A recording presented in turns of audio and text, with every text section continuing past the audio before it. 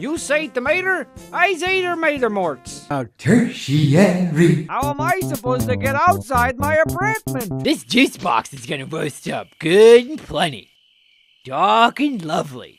Bed Bath and Beyond. The Homestar Runner universe has always been one of wholesomeness and fun. Everybody enjoys themselves, nobody gets horribly traumatized, and you can finish watching a cartoon with a big old smile on your face. But there are some darker moments in this show that aren't exactly well known. And today, we're going to be talking about some of the darkest and most nefarious moments in the Homestar Runner world.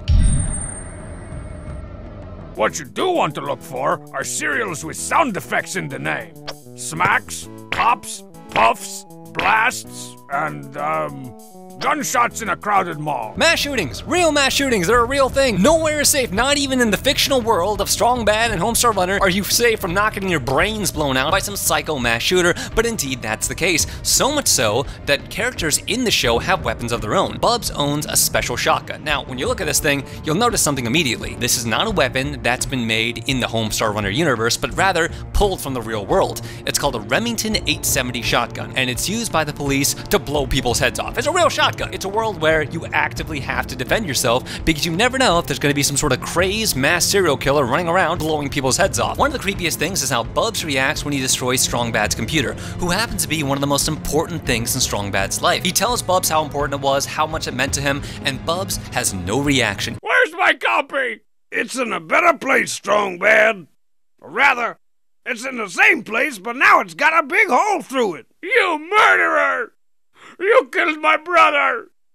I made computer! In fact, he almost relishes taking away Strong Bad's most important thing as a delight for his own, like he's been here 1,000 times before. How many people has Bubs killed? We may never know. And the existence of this cereal box was a sombering moment that even in the idyllic world of Homestar Runner, evil does exist.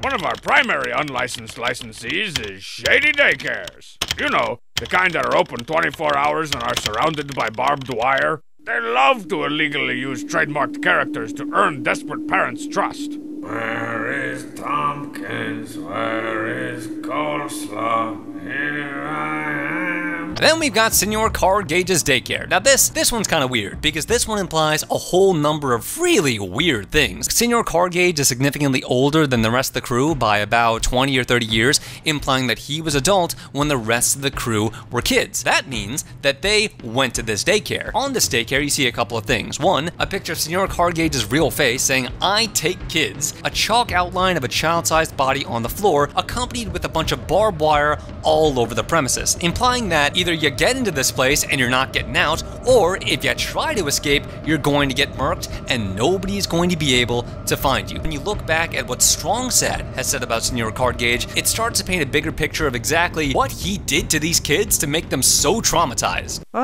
Excard on me, but none of that stuff is cool, Strong Bad. You basically described that creep Senor Cargage that lived down the street from us when we were little. What? You didn't think Senor Cargage was cool? No! He was extremely sketchy and gave me nightmares. And you're like, is he there just to be seen? Look at this can of peas, Helvetica. Won't you help me buy it for you? I'm finding it hard to express just how uncomfortable I am right now. I don't know why. Especially since we have this can of peas to look forward to. Oh, I feel like I need a chemical shower after talking to that guy.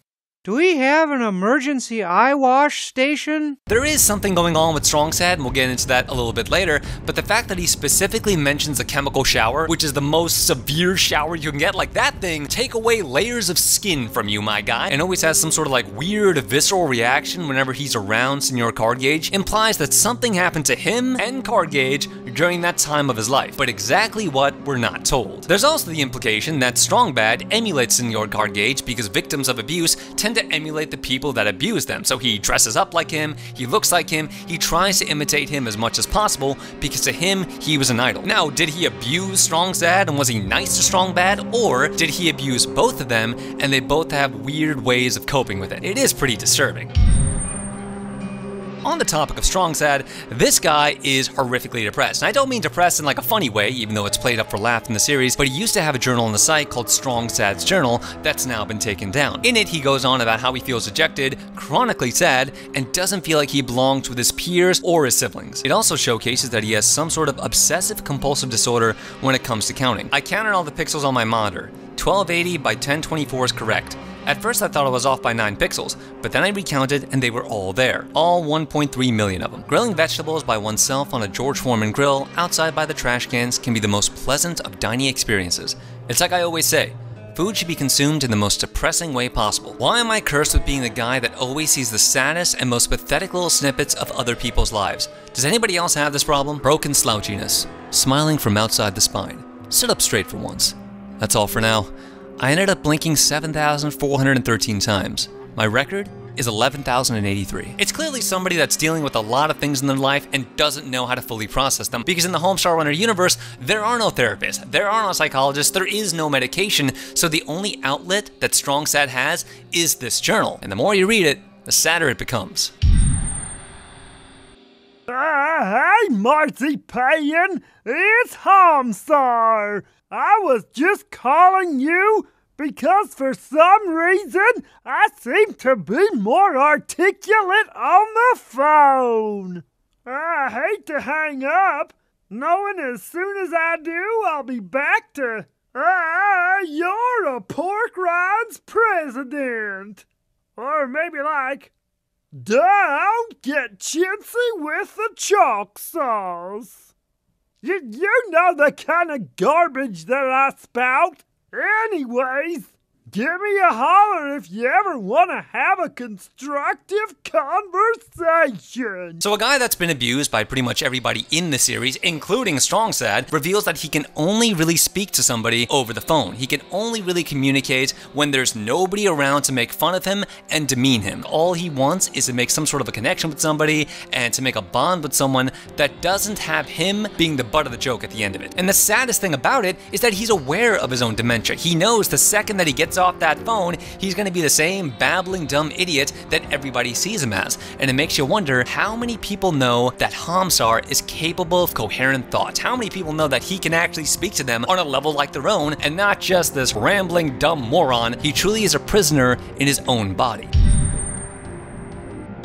And then there's Vance Mudgeman.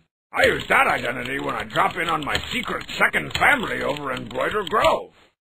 Those kids love Daddy Mudgeman. You get back here with that remote, Jeffrey Beffrey Mudgeman. I'm not afraid to smack. Yes, well, you gotta be firm. Strong Bad is an abusive father who beats his kids. In Strong Bad Email 142 Secret Identity, it's revealed that not only does he have a secret family, he's an alcoholic, he has kids, he beats the hell out of them whenever they don't do what he wants. I don't understand why they included this in the series, because it does not mesh at all with Strong Bad's character. First of all, Strong Bad would never want to have kids. He's a free spirit. He's gonna go and bang every possible chick he can and then just leave. I don't even think he's had sex. I like to think he's a virgin throughout this whole series. You never see him actually doing it. Come on and come to my house. Ladies, come on and come to my house. Girls. Actually, I don't really know anything about the ladies either. I mean, I do. I mean, what is...